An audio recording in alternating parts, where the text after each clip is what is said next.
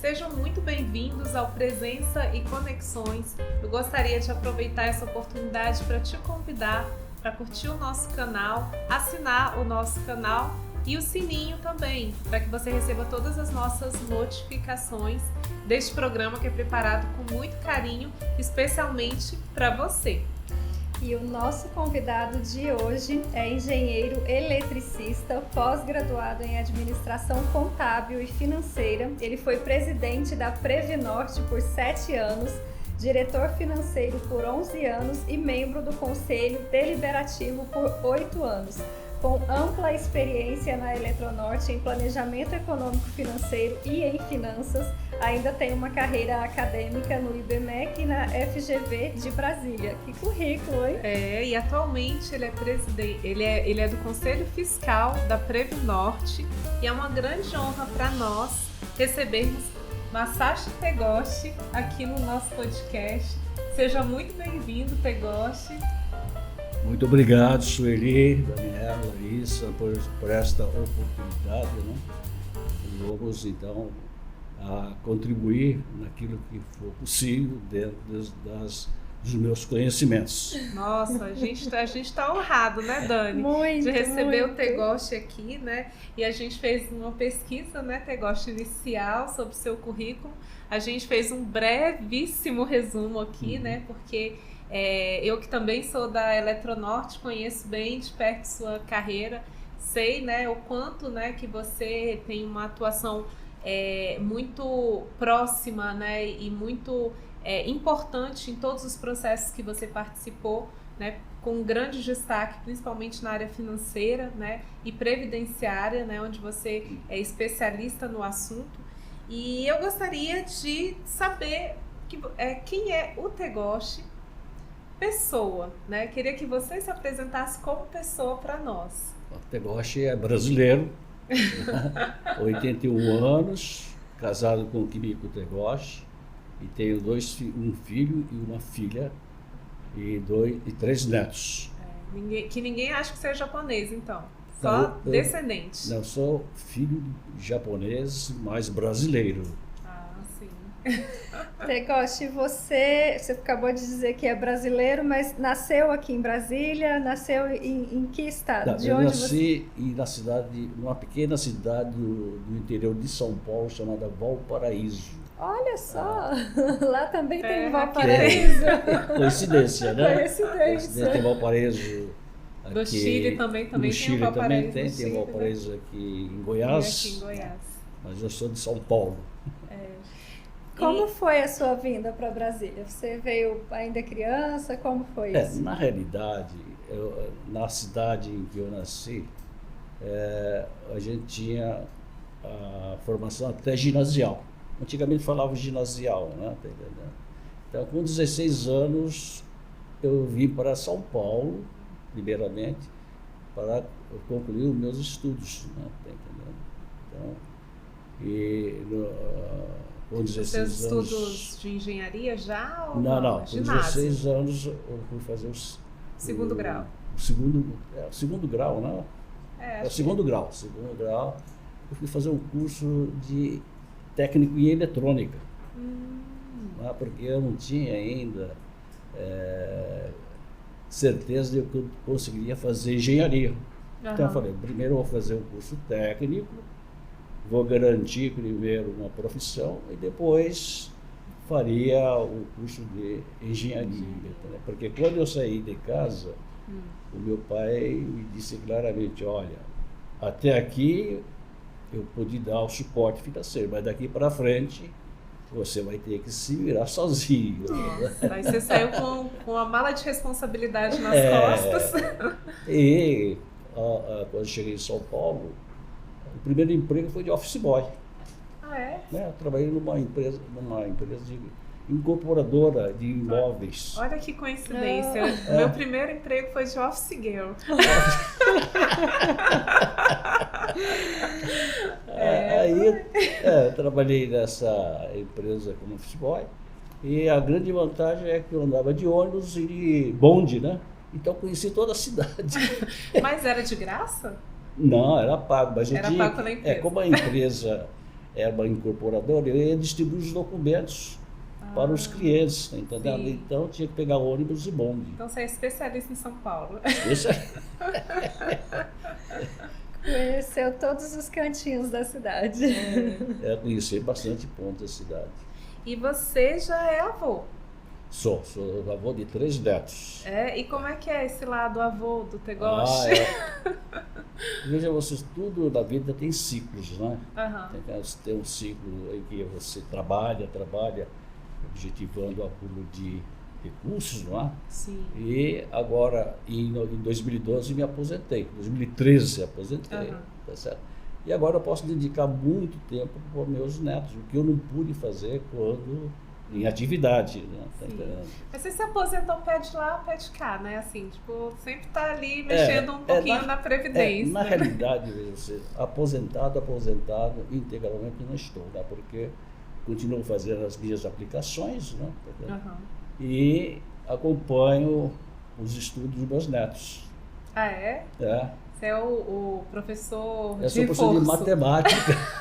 Então, meus netos dizem que você lembra que eu fiz um curso de matemática financeira com você lá na Eletronorte?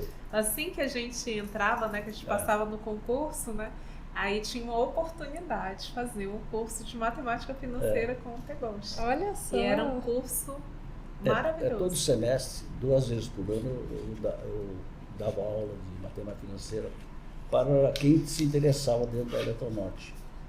Que bacana.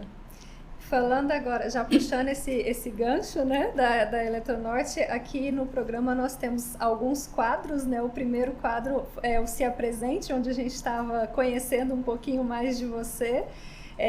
Como pessoa, né, sua vida, né, a gente acabou de falar aqui da sua família, dos seus netos, e o próximo quadro agora é um quadro mais voltado para carreira, que no seu caso a gente colocou o nome aqui de Setor Elétrico e a Previnorte, né, que foram assim, a maior parte da sua carreira, né, nessas empresas.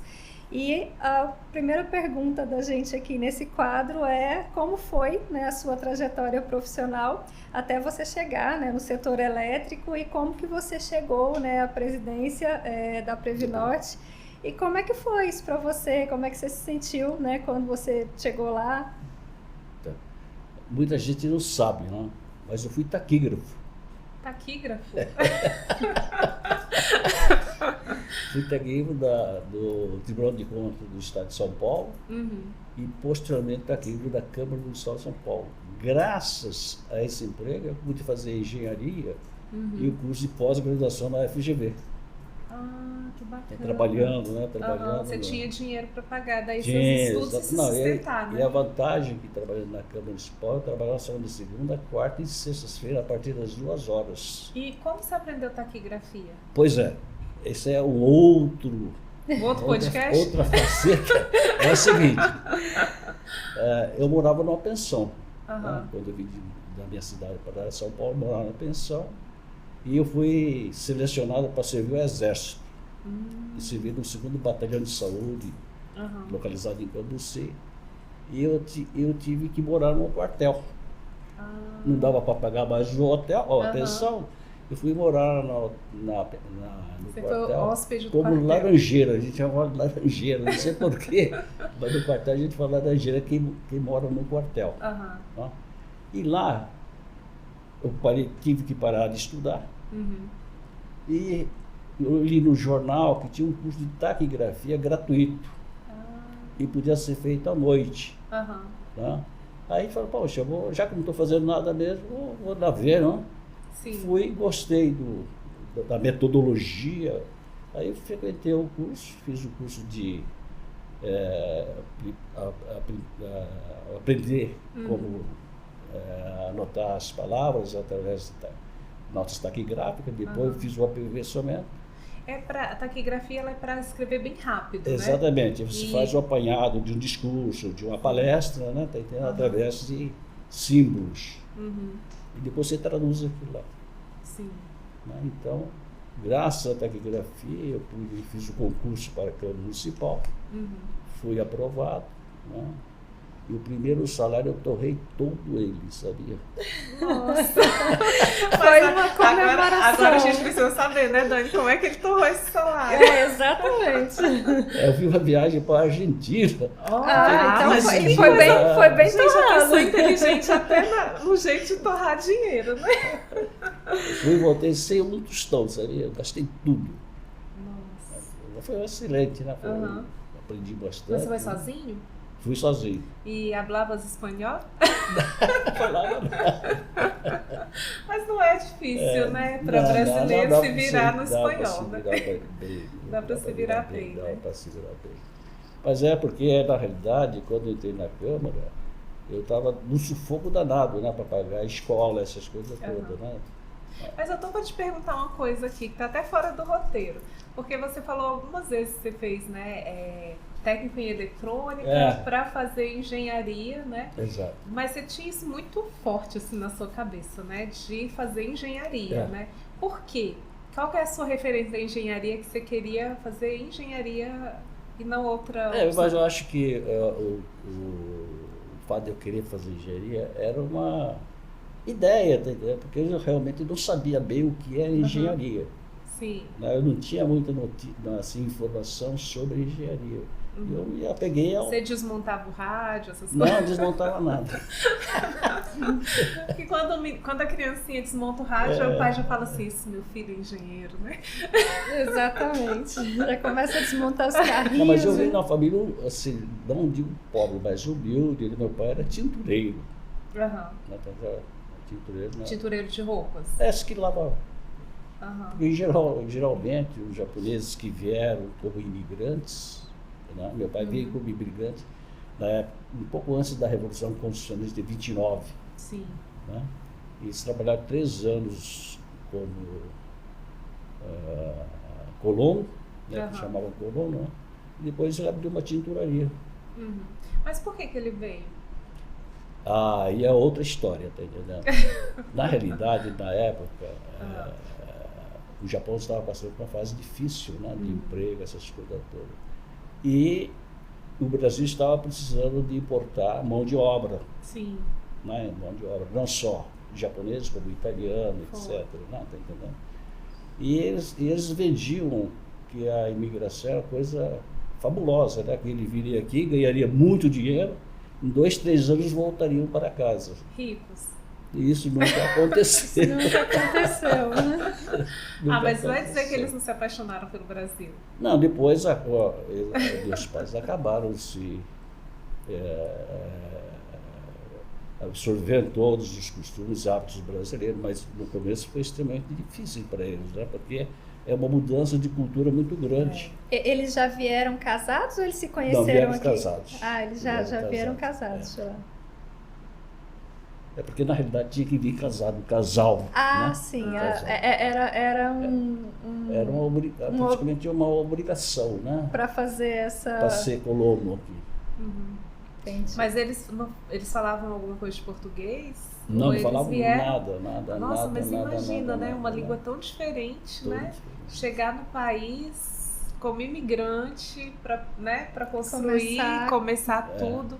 É um desafio. Não, e ainda mais, você entrar numa cultura que eles nunca tinham visto, que é colher café. Eles nem conheciam café? Não, nunca tinham tomado uma gota de café? Não, lá toma chá. Lá é chá, né? Lá é chá.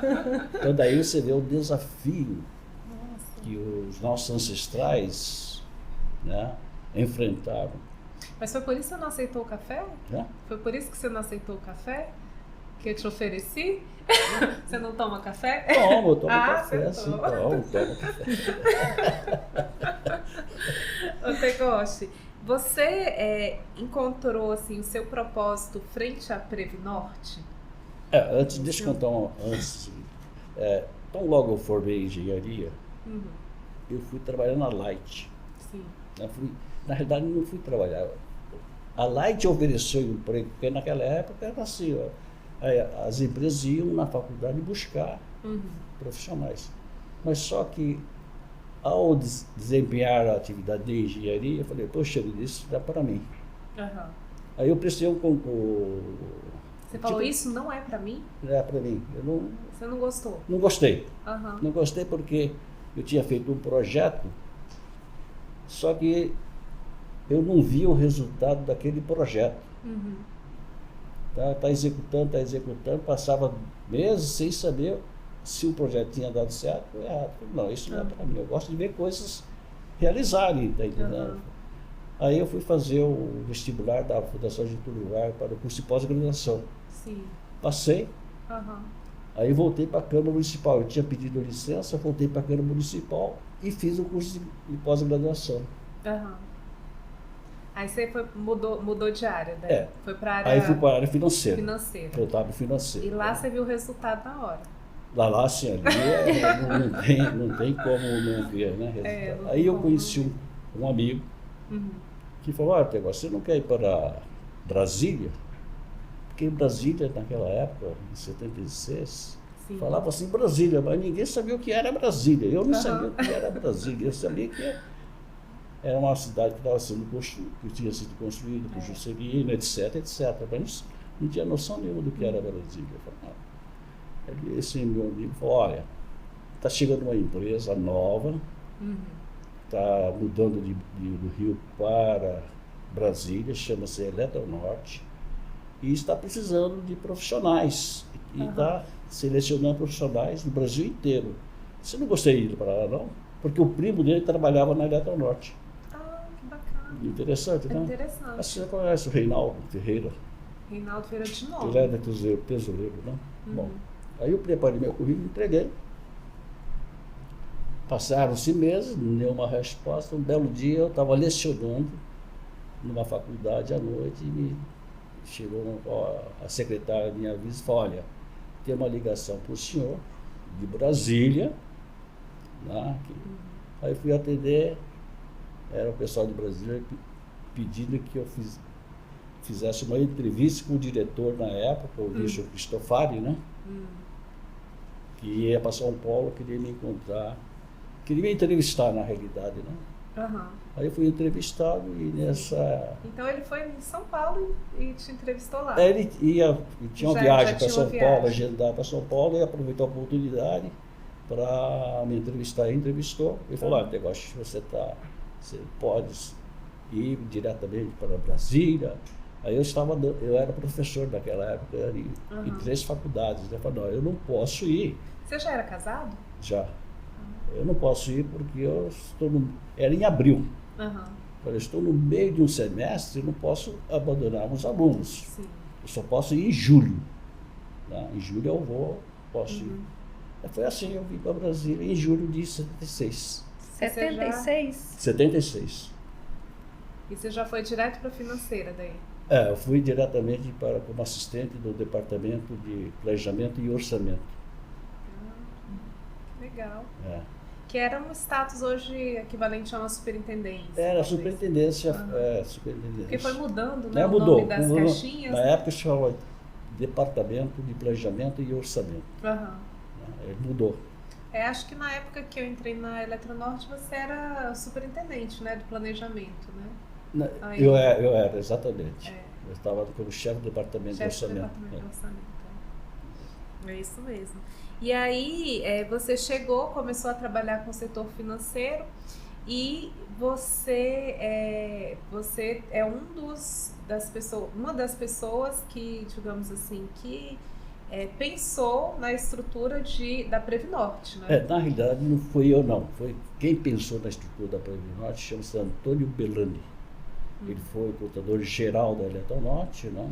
E quando eu cheguei em 76, o Belani me convidou para participar de um grupo de trabalho para estudar a implantação de um fundo de pensão para os empregados da Eletronorte. Sim.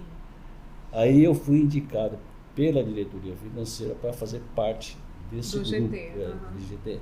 Quer dizer, a ideia inicial da criação de um fundo de pensão foi do Belani. Tanto é que o auditório da Previnorte é em homenagem ao Belani, Antônio Belani, né? Sim.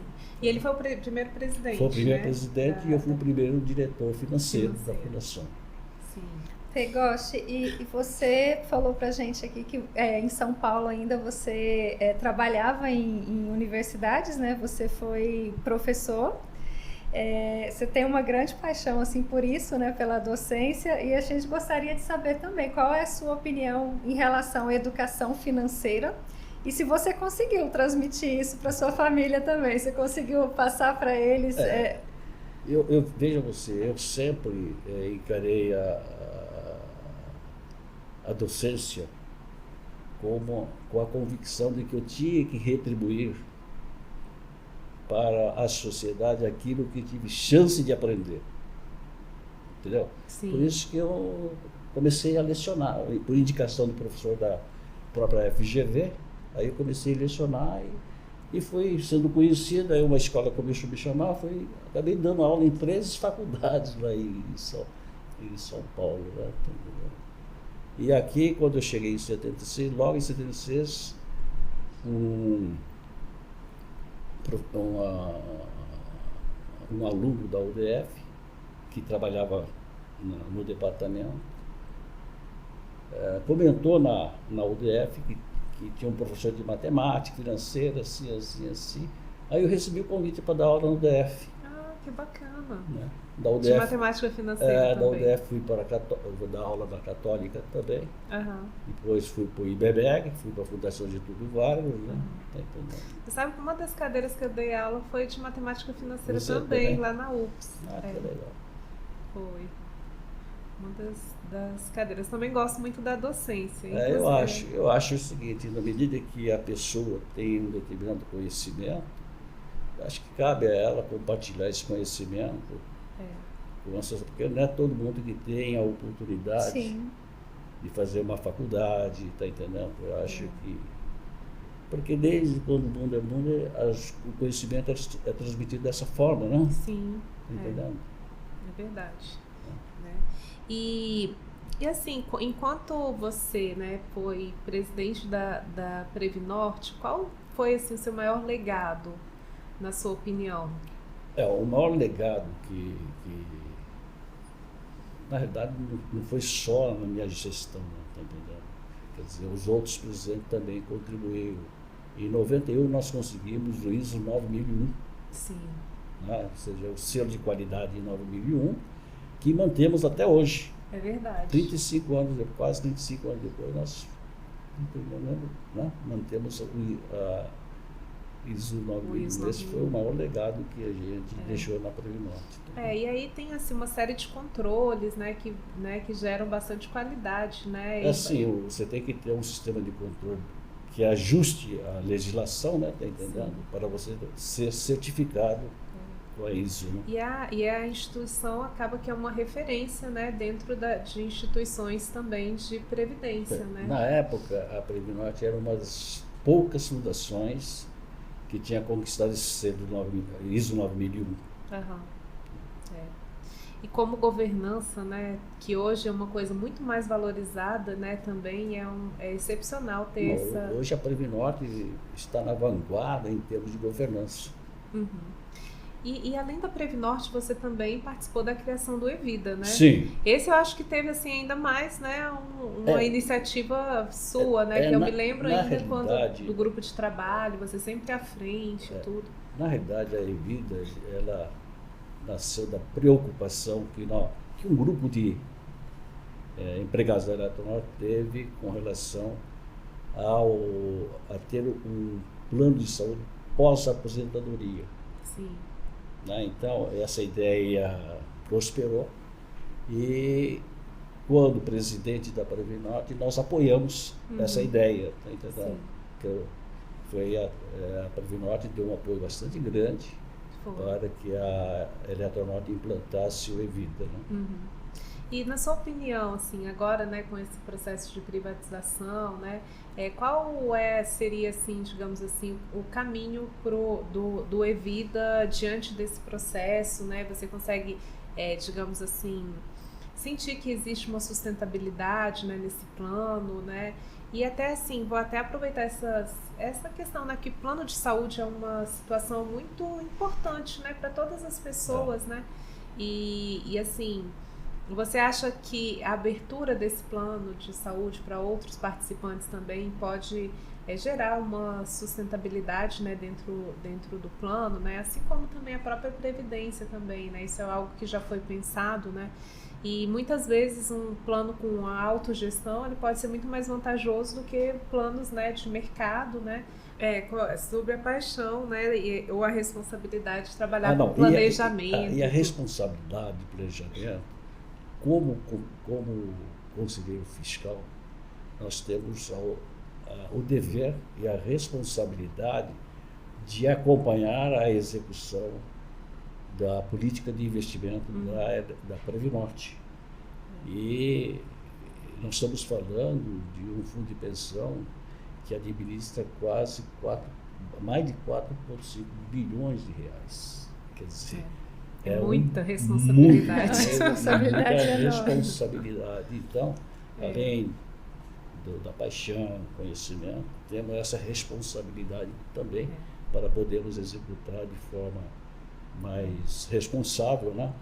E a cobrança é alta, e a cobrança né? é alta, né? Porque são muitos participantes e é assim, digamos assim, né? É um momento em que a pessoa mais precisa, né, ter acesso, né, a um recurso, né? E ter um bom planejamento, né, faz toda a diferença, né, quando a gente pensa na nossa vida um pouco mais a longo prazo, né? Porque na realidade, um fundo de pensão, ele não foi criado para durar 5, 10, 20 anos, foi criado para atender até o último participante do plano. Então nós temos que ter a responsabilidade de contribuir na gestão desse recurso. Com certeza. E deixa eu te fazer uma pergunta sobre a Eletrobras, né? Porque a gente, assim, né? A gente comentou aqui sobre essa desestatização, né, da Eletrobras, né? E você que, assim, que desde, né, 76, né, trabalha na Eletronorte, né? Assim, deve ter acompanhado também muito de perto, até porque, né, dentro do conselho a gente está sempre acompanhando, né, o que está acontecendo dentro do setor. Mas eu queria que você soubesse, assim, queria saber qual é a sua opinião com relação a esse processo de desestatização, com relação à própria estrutura, né, energética do país, né? Assim, eu também queria a sua opinião sobre o ponto de vista de evolução da gestão a partir de um processo, né, um pouco mais aberto ao mercado, né, e a segurança mesmo do país hoje, né, a situação do país atual, a situação do país antes, quando a empresa era totalmente controlada pelo Estado. Qual a sua opinião sobre todo esse processo? Eu divido esse assunto em duas fases. A fase em que a Eletrobras era estatal, né, e ela construiu as grandes usinas, né, Tucuruí, Balbina e Samuel, porque não havia capital externo que suportasse esse tipo de investimento. Uma vez consolidado e desestatizado, né, ou seja, a Eletrobras agora é privada, a visão que ela tem de negócio é diferente, é extremamente diferente. E nós estamos atravessando um momento de transição muito grande, né, onde não se pode mais construir grandes usinas hidrelétricas. E a própria Eletrobras vai ter que, inevitavelmente, mudar o seu foco em busca de novas fontes de geração. Né? E a responsabilidade da nova Eletrobras é a mesma da antiga Eletrobras, não muda em nada, tá entendendo? E ainda com a visão de sustentabilidade, né, que também é essencial, né? A visão ambiental. A visão agora é de uma visão de uma empresa privada. Evidentemente, a iniciativa privada tem um foco bastante distinto de uma estatal, embora, né? Tá entendendo? Então, vai haver uma mudança significativa da própria gestão da própria Eletronorte. Isso nós vamos acabar sentindo muito proximamente, e isso vai acabar refletindo também na Previnorte e na Evida. Não tem como não haver um reflexo direto dessa nova gestão dessas duas entidades. Pelo menos é assim que eu vejo, né, a evolução dos fatos. Sim.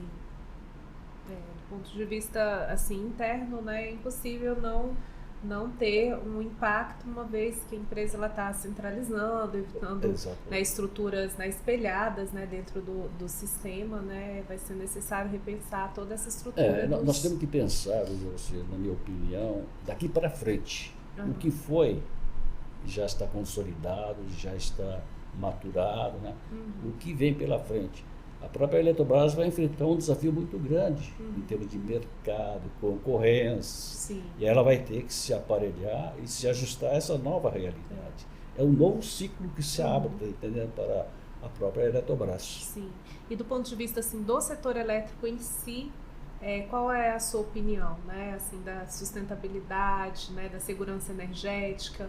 Você entende que isso, né, assim, vai ter algum tipo de alteração, uma evolução ou uma involução? Qual a sua opinião? Eu acho que vai ter uma evolução.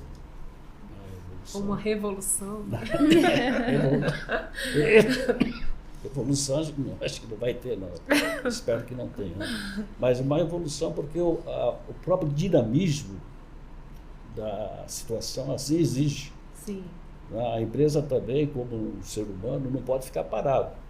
Ele tem que buscar inovar, né? Ou seja, inovar não é criar coisa nova. O regulatório foi se preparando ao longo dos últimos anos, né, para esse novo ambiente, né? Desde a abertura das concessões, tudo isso acabou, né, contribuindo para que o ambiente fosse mais um pouco voltado para o mercado do que voltado para o Estado, né? Assim, controle do Estado dentro da infraestrutura de energia elétrica, né? Na realidade, veja você, o órgão de fiscalização ele vai ter o papel de fiscalizar essa nova realidade que se desponta, não só no setor elétrico, como também no setor de saneamento. Sim. Né? Com a mudança das regras de saneamento, esses órgãos de fiscalização vão ter que se ajustar a essa nova realidade. Sim, com certeza. Tegoshi, com toda a sua experiência, né, na área financeira, a gente queria perguntar aqui para você agora qual seria assim, um conselho que você deixaria para os jovens de hoje, assim, em que você aconselharia uma pessoa jovem investir hoje? Veja você assim, todo investimento tem risco, todos eles. E o investidor corre em risco. O jovem é muito afoito, tá entendendo? Eles querem enriquecer da noite para o dia. Exatamente. Eles têm que ter a consciência, né, de que não existe no mercado nada que eu faça enriquecer da noite para o dia. O conselho que eu dou é que ele estude, aprofunde seus conhecimentos e tenha paciência, né, porque ele tem que sedimentar esse conhecimento para ele poder, então, aplicar bem o seu dinheiro, tá certo? E não correr atrás de miragens. E, geralmente, quando se oferece algo que não esteja compatível com o que o mercado oferece, pode estar certo que não é uma coisa boa. Exatamente. Entendeu? Então, para o jovem, muitas vezes, ele quer correr risco, tá certo? Desnecessário. E ele tem que saber que o dinheiro é um bem mais escasso que tem na natureza. Se ele perdeu hoje, ele não recupera amanhã nem que a vaca tussa. Não. Então, por isso que a educação financeira hoje é de extrema importância desde quando a criança nasce. Tá certo? Até quando se aposenta. Sim.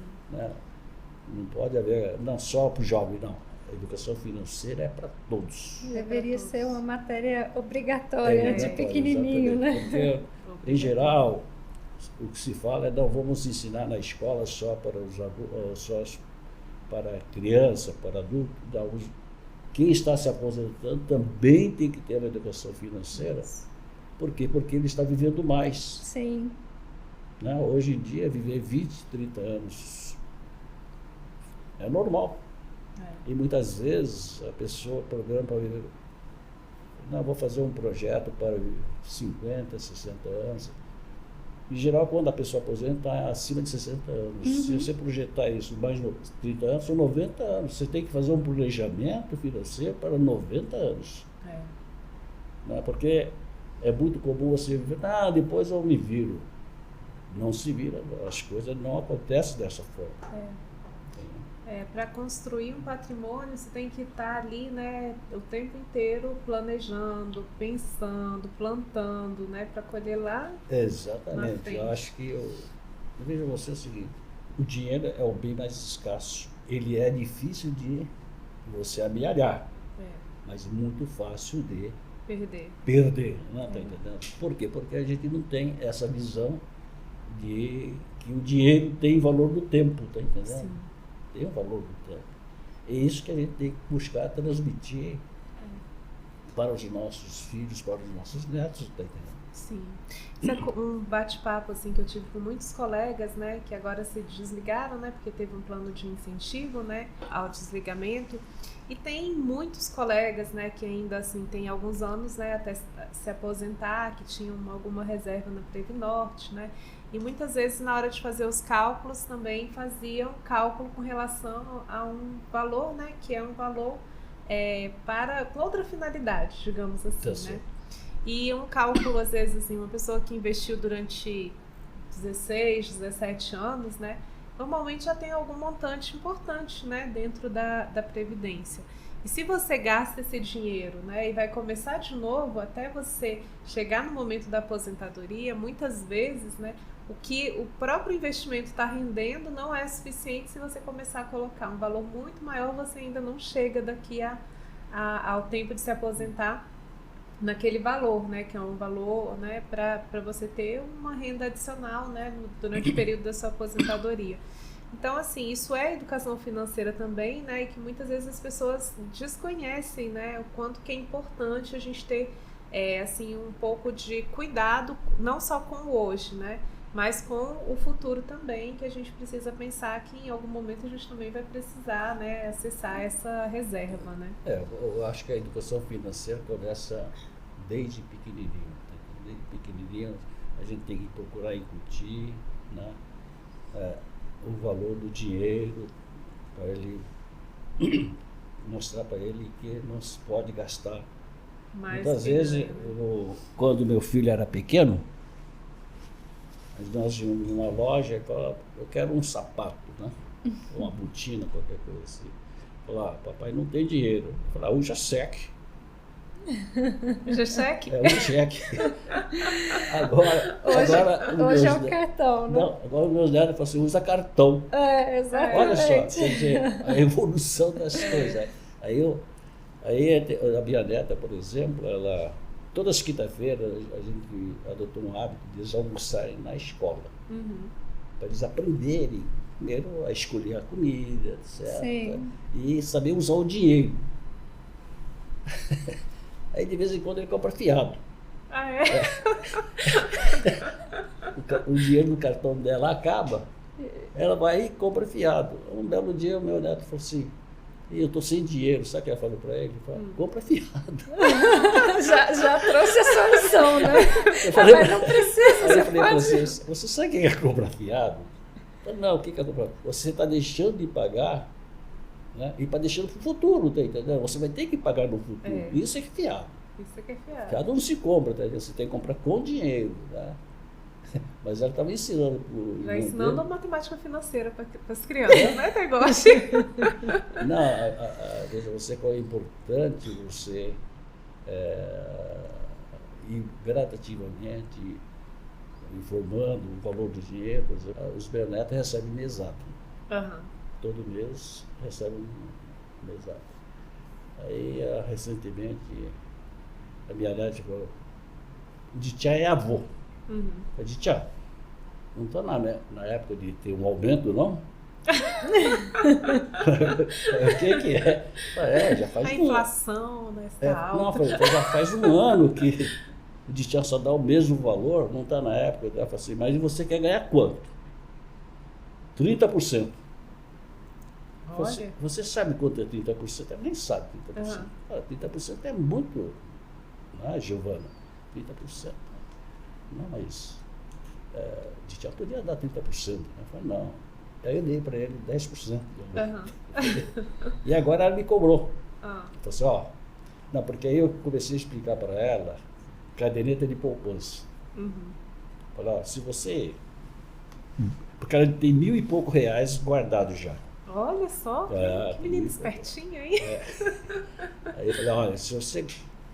Mas essa não é que compra fiado, não, né?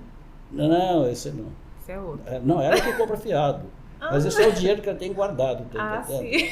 E o outro, ela tem um cartãozinho para comprar. Para comprar. Entendi. No almoço. bar, né? Na cantina lá. Aí ela falou assim, eu expliquei para ela, olha, Giovana, vem cá. Você tem R$1.000, ela tem R$1.000 e pouco. Se você colocar na cadeia de poupança, você sabe que esse R$1.000 vai dar um filhote de R$60 no ano? Aí o olho dela ficou desse tamanho. Vai dar um filhote, eu adorei esse jeito. Vai dar um filhote de 60. E se eu tiver 2.000? Vai dar 120, né? Então, puxa vida, então eu tenho que acumular R$2.000. Já está na hora do aumento, né? Ela quer que você dê um filhote para ela. Quer dizer, ela já está começando a perceber que ela tem que poupar e aplicar aquele dinheiro. Nossa, gostei muito da forma de ensinar. Exatamente, foi ótimo. Agora eu vou aproveitar esse momento descontraído para entrar num quadro que a gente tem, que é Essa História Deu o que Falar, né? E aí a gente queria saber, assim, alguma história engraçada na sua carreira, alguma coisa curiosa que aconteceu e que deu o que falar. Que na realidade não é engraçado, tá ligado? É um incidente que eu tive na muralha da China. Eu tive um infarto na muralha da China. Eu estava passeando na China, né? Estava em viagem de passeio, eu tive um infarto na China. Meu Deus! Aí eu fui levar... Mas na frente da muralha? Não. Depois que eu saí da muralha, né? Eu não consegui subir a muralha. Aí quando eu fui... Eu estava Já tem muito tempo isso? Em 2004. Eu ia fazer uma viagem pelo Rio Amarelo, Viana do Serra, para ver a hidrelétrica da China. Então eu estava no navio que me ia levar e a partir do dia seguinte ia me levar para a usina, né? Eu tive um infarto no navio. Nossa! E aí, teve socorrista? Eu tive que descer. A médica do navio me levou até o hospital. Aí que vem uma coisa engraçada. Do jeito que me colocaram, eu fiquei 11 dias sem fazer um movimento. Não podia movimentar nada, né? Aí o médico não sabia falar inglês, não sabia falar nada. Mas ele sabia falar, ele pergunta para mim que tipo de sopa eu gostaria de comer, né? De frango, né? Aí eu fico esperando lá, o tempo passa, e minha esposa do lado, né? Porque lá não tem, você tem que ficar com o acompanhante. Passa 1 hora, 2 horas, eu vejo meus vizinhos todos comendo, né? A família atrás, estou comendo. Aí eu falei para minha esposa, olha, mas que aqui eles não servem comida não. É melhor você providenciar. Dito e feito. Ele só pergunta por cortesia. Ah, é? Né? Você quer comprar? É estranho, não é? Nossa, então eles deixam o paciente morrendo de fome lá. Ele perguntou assim, do you like chicken soup? I like. Aí fica esperando. Ia ficar lá um mês esperando. Mas o que é mais interessante de tudo isso, que ao meu lado tinha 2 chineses também internados, com problemas quase semelhantes. E a família dela trazia todos os dias almoço e janta. Olha só. No segundo dia, a senhora aproximou, falou em chinês com uma das enfermeiras, e ela traduziu para nós, se eu não faria questão de ela trazer comida para mim. Olha, que gracinha. E era limpinho. Ela me trouxe durante 10 dias. Almoço e janta. Que gracinha. É interessante, não é? É generosa, né? Generosa. Quer dizer, aí você vê que no mundo também não é só gente ruim, não. Tem gente boa. Tem gente boa. É verdade. Essa história deu o que falar na China, hein? Fiquei 11 dias hospitalizado lá, sem movimentar. Aí eu fui transportado para Tóquio. Fiquei mais 20 dias no hospital do coração de Tóquio.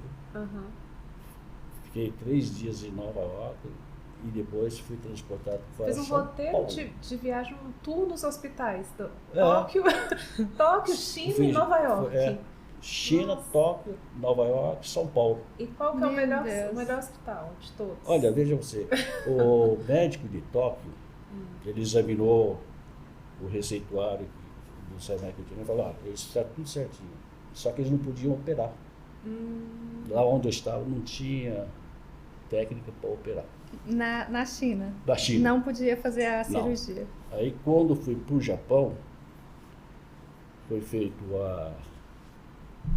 A sedação? cateterismo. O cateterismo. Aí o médico detectou, você tem 3 safenas, tem que fazer 3 safenas, uma mamária e tal. Aí eles estavam preparando, veja você, preparando para fazer a cirurgia no Japão. Aham. Aí nesse interim chegou meu filho. Uhum. Minha filha estudava nos Estados Unidos, em Nova York, ela conseguiu ir para a China. Meu filho não conseguiu ir para a China, chegou. Aí quando ele me comentou, falou, doutor, nós tínhamos uma senhora que lê cartas em São Paulo. Aham. Ele foi lá para ver se ela podia ler a carta, né, a respeito do meu estado. E ela disse, olha, ele não vai ser operado em Tóquio. E ele falou para mim, a dona Reiko disse para mim que você não vai ser operado aqui em Tóquio. Aí eu falei, pô, se eu não vou ser operado em Tóquio, eu vou operar no Brasil. Aham. Aí eu conversei com o médico titular, disse para ele que gostaria de ser operado no Brasil. Aí eles mudaram toda a medicação para me preparar para voltar para o Brasil. Aí fui submetido à cirurgia, né, lá no INCOR. No Incor. Em Nova York foi o quê? Na hora que eu tive que ficar parado lá por 3 dias para esperando. descansar. Entendi. É Entendeu? uma viagem longa, né? É longa e você não pode movimentar. Você tem que ter paciência.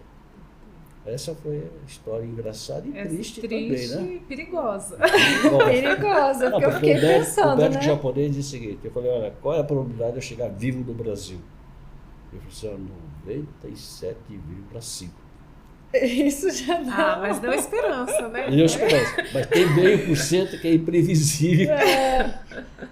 Porque na realidade, lá em cima, porque a viagem de Tóquio a Nova York são 11 horas de viagem. Aham. Eu falei, desses 11 horas, não sei o que pode acontecer. E o avião não tem equipamento para atender. Sim. Entendeu? Mas graças a Deus cheguei bem. E essa situação foi tudo uma surpresa. Você não sabia de nenhum, não tinha um histórico, não teve um problema antes. Foi uma surpresa. Foi surpresa.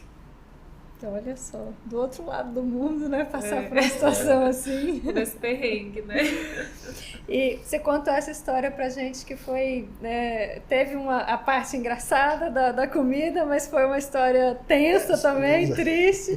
Mas agora a gente queria saber também, né, de uma outra história, pode ser uma história pessoal, pode ser uma história da sua carreira, alguma coisa que aconteceu assim que hoje você pensa, com a experiência que eu tenho hoje, aquilo jamais se repetiria. Tem alguma coisa assim que...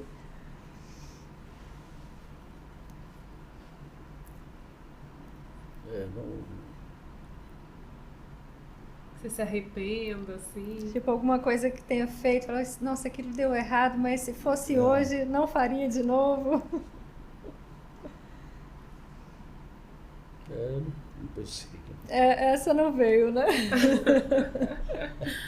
Então vamos para um quadro que se chama Deu ou Não Deu o que Falar, né? Que é ou eu nunca. Se nunca aconteceu, você fala assim, isso nunca aconteceu comigo, né? Você já passou alguma situação arriscada em terras indígenas? Não. Eu nunca. Nunca, não.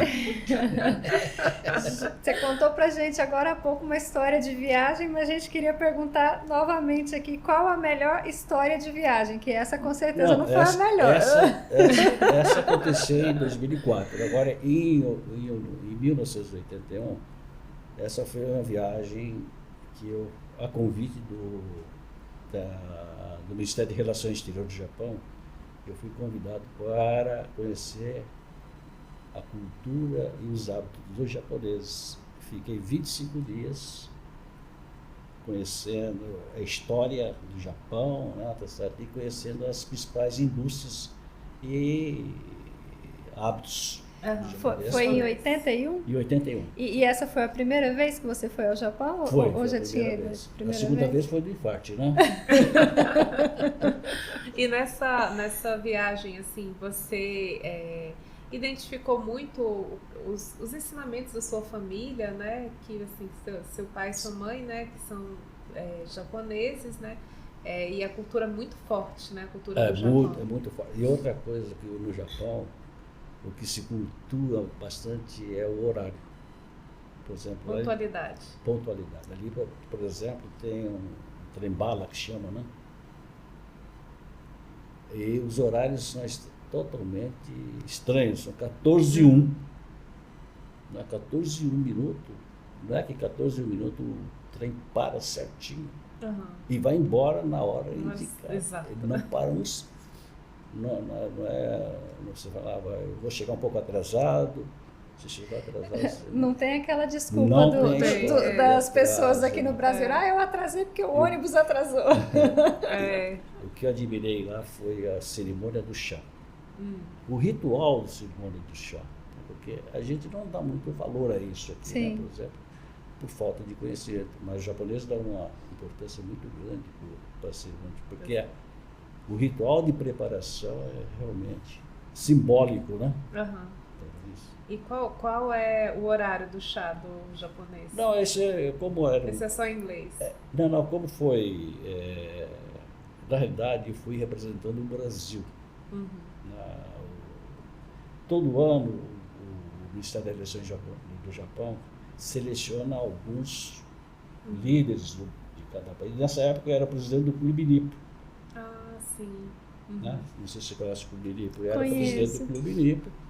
E em função dessa função, eu fui convidado para lá.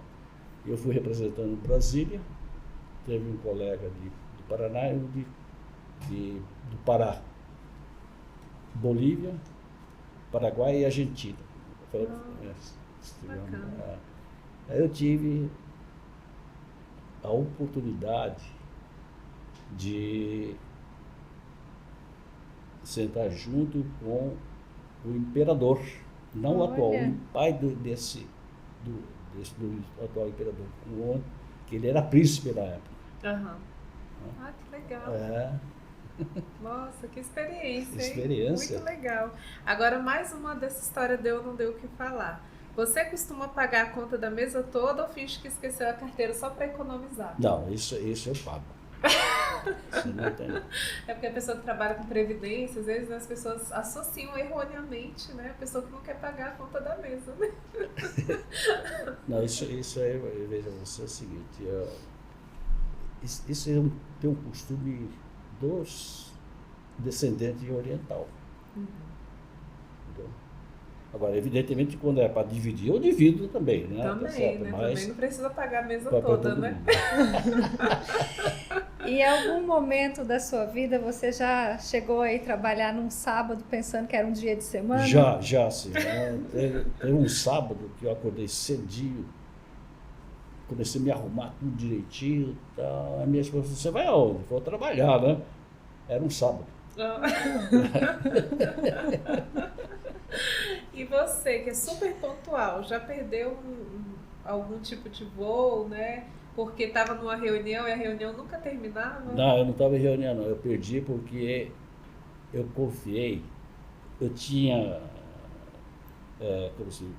visto o programa do voo. O programa do voo e coloquei na cabeça. Aí trabalhei. Aí quando eu fui para o aeroporto, o voo era de manhã e não à tarde. Meu Deus! Você está um pouquinho atrasado. Isso acontece, viu? Tá entendendo? Isso porque lá a gente às vezes conta a hora, né? 13, 14. E ele tem aquele AM/PM lá. Pois é, isso me confundiu. Confunde mesmo. Mas aconteceu assim uma vez. Eu já pensei que ia viajar 3 horas da tarde, era 3 da manhã. Pois é, eu contei.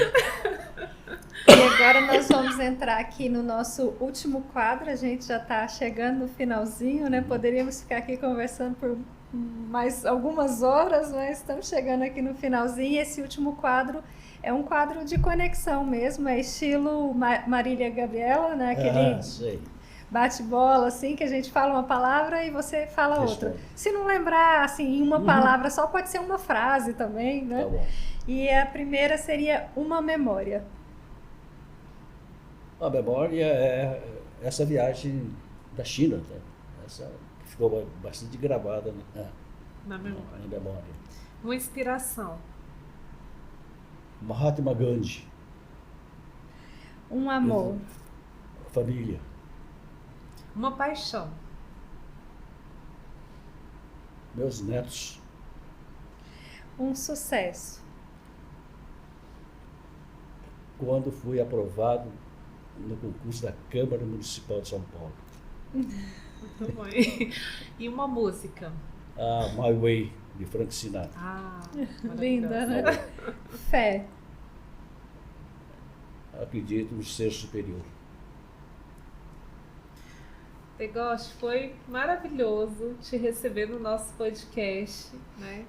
E a gente queria agradecer, né, pela oportunidade que você nos deu desse bate-papo leve, né, cheio de histórias boas, né, e também com essa experiência que eu acho que é muito importante, né, que as pessoas que vão assistir vão gostar muito de te ouvir. E eu queria saber se você já pensou em fazer mentoria, né, se você gostaria de deixar algum contato, se você ainda aceita alguma consultoria. Gostaria de saber como é que você está, qual é a sua abertura? Veja você, já tive proposta de escrever alguma coisa sobre a minha história, né? Mas nunca me fiquei incentivado, não. Tá? Você quer deixar algum contato, um e-mail, alguma coisa? Eu posso deixar o meu contato, mtgosh@gmail.com. Então, a gente gostaria muito de te agradecer pela presença, que hoje foi uma honra receber você, né? Ouvir um pouco da sua experiência, né? Das suas histórias, principalmente em relação à educação financeira com os netos, que eu amei, né? Eu amei também. Acho que todo mundo que ouvir vai se identificar e gostar bastante e se inspirar também, né? Porque eu acho que isso é importante nos dias de hoje, como você bem disse, né? Não é um hábito, né, que as pessoas têm. Eu acho que é importante desde criancinha a gente começar a ensinar, né, isso, não só para as crianças, mas como você bem falou, né, para todos, para a vida, né, para a vida. Porque na realidade hoje, se você não fizer uma programação, um planejamento adequado, vai chegar uma época da sua vida que você vai depender de terceiros. Sim. Não é? De terceiros. Eu acho que ninguém gosta ou gostaria, né, de depender de terceiros. De passar por isso, né? E tem que levar em consideração que hoje os filhos não saem cedo de casa, não, tá entendendo? Eles gostam de ficar em casa, tá certo? Às custas dos pais. Não é? Né? Casa boa dos pais, Exatamente. Não é igual na sua época, né? Que o seu pai disse, agora é por sua conta. Mas as épocas são diferentes também, né? A gente são. não pode, né, voltar ao passado. O passado era assim, tá entendendo? Sim. Mas há todo um processo de crescimento das coisas, né, tá entendendo?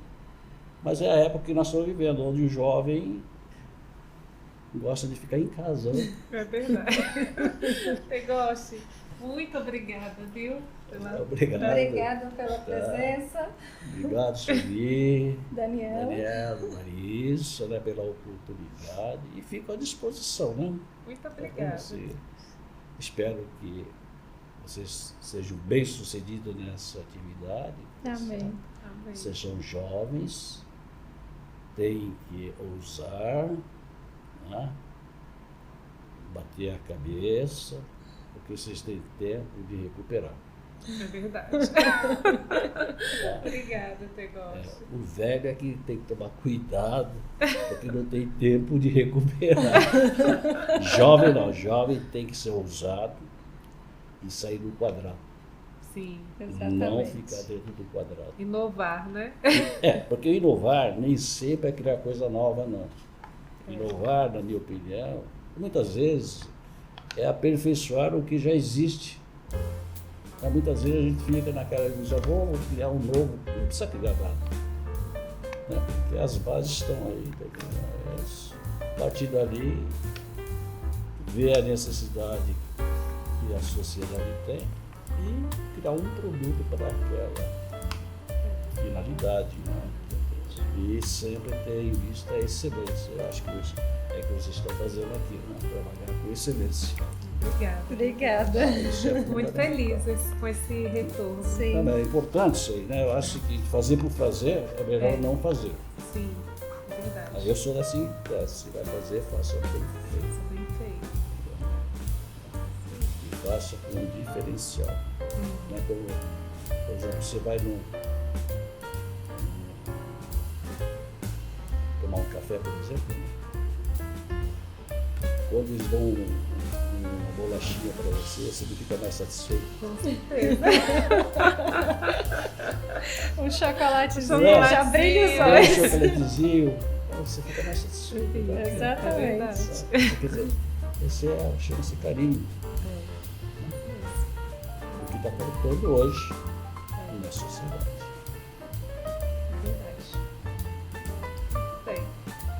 Mantenha o espírito firme, né? E seja resiliente, não deixe descer pelos tropeços. Ela faz parte do crescimento. Faz parte. A gente está experimentando, né? Exatamente. Os desafios. Não, e o contraditório também é importante. Contraditório. Eu acho que muita gente fala, não, eu não quero mais ouvir você, porque você só de contra. Mas é importante ouvir o contra. Porque quem sabe a solução esteja lá. Pois é. O importante é o resultado, né? Né?